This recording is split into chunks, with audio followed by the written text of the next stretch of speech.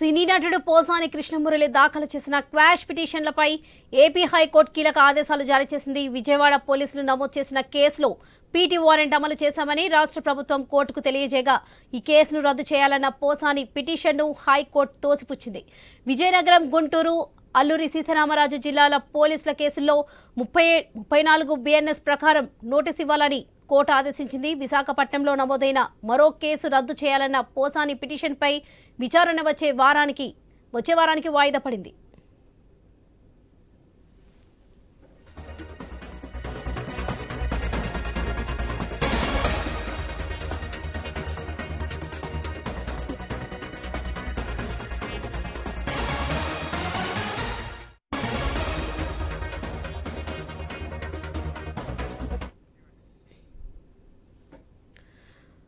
ఓబులవార్పల్లి police స్టేషన్లో పోసానిపై నమోదైన కేసులో బెయిల్ మంజూరు చేసింది కడప మొబైల్ కోర్టు. అయితే మిగతా కేసుల్లో బెయిల్ రాకపోవడంతో ఆయన జైల్లోనే కొనసాగుతున్నారు.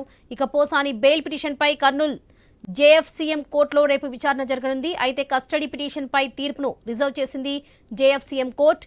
ఏపీ ముఖ్యమంత్రి చంద్రబాబు, ఉప ముఖ్యమంత్రి పవన్ కళ్యాణ్, మంత్రి నారా లోకేష్లను దూషించారనే ఫిర్యాదుతో పోసానిపై పలు చోట్ల కేసులు నమోదయ్యాయి.